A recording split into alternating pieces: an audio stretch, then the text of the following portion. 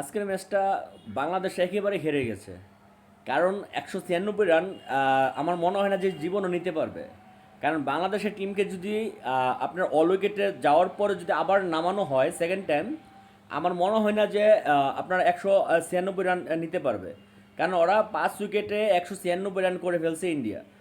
আর এরা কি খেলাটা খেলছে, রান যদি ১২০ বা ১৪০-এর ভিতরে যদি থাকতো তাহলে আশা করা যেত যে না, বাংলাদেশ আজকে ভালো করছে, প্লাস আপনার খেলা আমরা ম্যাচ জিততে পারবো। কিন্তু আমার মনে হচ্ছে না যে আসলে বাংলাদেশ জিততে পারবে, কারণ বাংলাদেশ এত রান করতেই পারবে না।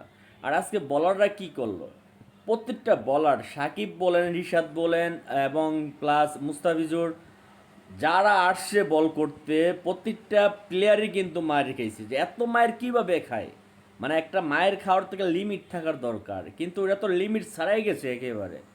মানে এটা তো আমি কোনো কিছু মানে বুঝতে পারতেছি না যে বাংলাদেশ তো আজকেই শেষ। বাংলাদেশে এখন যদি ভালো ব্যাটিং করতে পারে, কারণ আমাদের ব্যাটিং লাইন কিন্তু ভালো না, যদি ভালো ব্যাটিং করতে পারে তাহলে আশা করা যায় যে না, কিছু একটা করা যাবে। কিন্তু আমাদের তো ওইরকম কোনো ব্যাটিং নাই, লাইন নাই যে কে এতগুলো রান করবে। আমাদের শান্ত বলেন, লিটন বলেন, মানে এই সাকিব বলেন, মানে কেউই নেই এইগুলোর মধ্যে যারা এতগুলো রান করবে।